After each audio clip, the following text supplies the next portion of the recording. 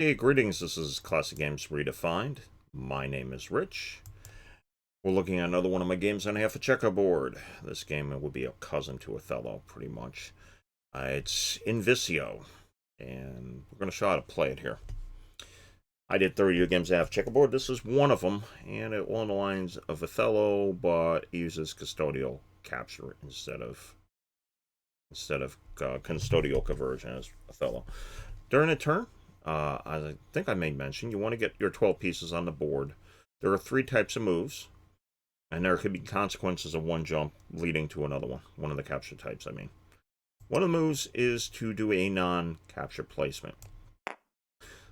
You see C2 and B2, C3, B3, C4, B4, all the way up to C and B7. A non-custodial, non-capture placement involves dropping your piece in one of those spaces, not any of the spaces bordering it. You have to use capture to get out there. So you would end up placing like this here, like that. Another one is a capture placement. And by doing that, you can end up on the outside part of the board. Let's say I did that as a first move. Then black plays there. Black piece. And you play out here. You capture, comes off the board. Capturing is a stalling mechanism to drive a person further away. Note this piece here. You'd have to do, let's say, for example, let's say we had something like this here. I was out there. He goes and goes like this here. That gets captured. You could end up playing there, for example, capturing it.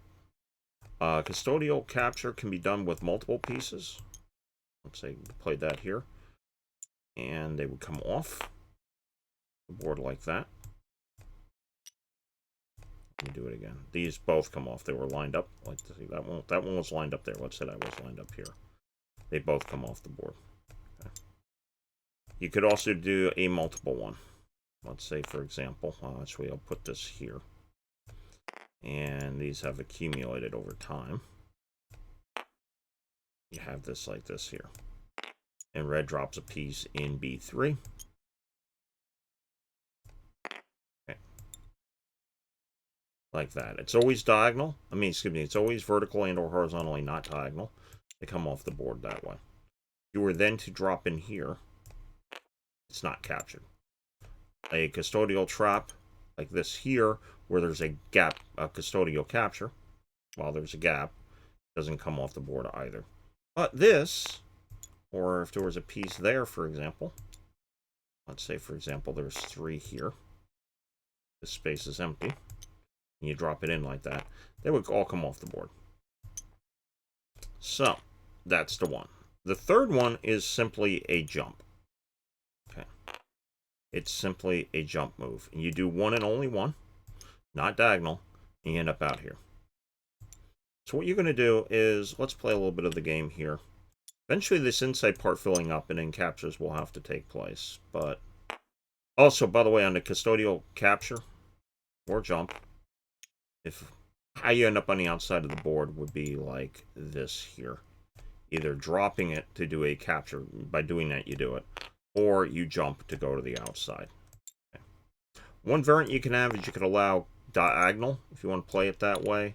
This tends to stabilize things a bit. That's why diagonal's out in the game. So let's do the following. Let's say he plays that there. And then black will play here. If red plays here, black will probably jump, but red doesn't choose to do that. So, and red doesn't want to play here because black will jump wherever black's going to jump to. So red will play like that there. Black can go, black will do that. So then red will end up playing there like that. Oh, it doesn't want to do that. We'll end up playing that there. I have to wonder about blacks. Okay, we did that. Now, let's say black were to play here. Red plays there and captures 2 and gets 2 pieces on the board. So black will do the following. Plays here. You've got the rules over before, and I'm just going to show a sample game. So if you want it done, feel free to drop out now. Do it that way. So now red's got to do something else here. Guess red will do that. It's interesting.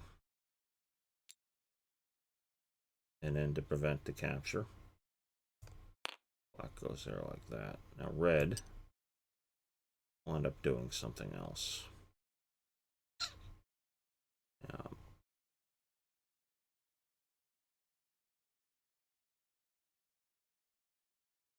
Red's going to do that. Gets captured, as you can see. Didn't have a choice in the matter. If you're placing it in the bookending, it has to go that way. Black then can play back. That there captures this. Okay. Now we're in a stalemate position. One thing I'll add to a rule here is that you're not allowed to do a repetition move on that. So now red has to play some play. Actually, he did that. Black isn't allowed to play that there. Black will then play here. Red plays here. These two get captured. Like that. Black will play somewhere. Black will play here. Now red plays somewhere.